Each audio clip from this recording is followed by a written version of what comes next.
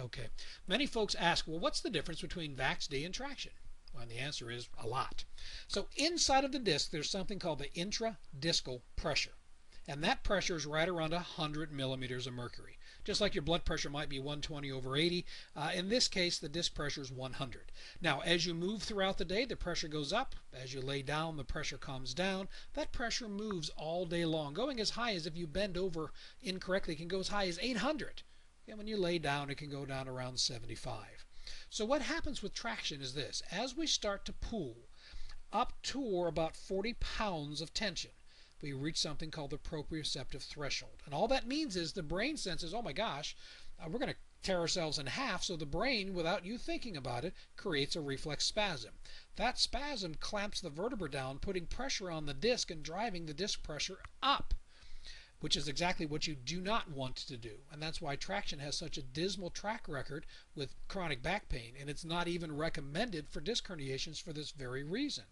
Now, what makes VAX-D unique, 6 years at a teaching hospital with engineers and doctors and surgeons, they got around that proprioceptive threshold, which allows the vertebra to separate, creating a vacuum. And that pressure has been measured as low as 160 millimeters below, in a negative value. And it's that drop in pressure that creates a vacuum, which literally brings in water and nutrients. It's kind of like a fish tank where you didn't change your filter for a while and the water gets cloudy.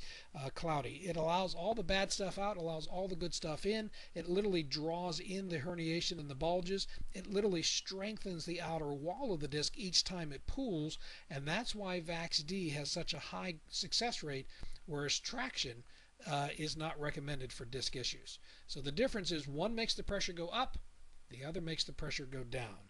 VAX-D is the only device that has the research, and anybody else who claims that they're doing quote-unquote spinal decompression is actually doing traction.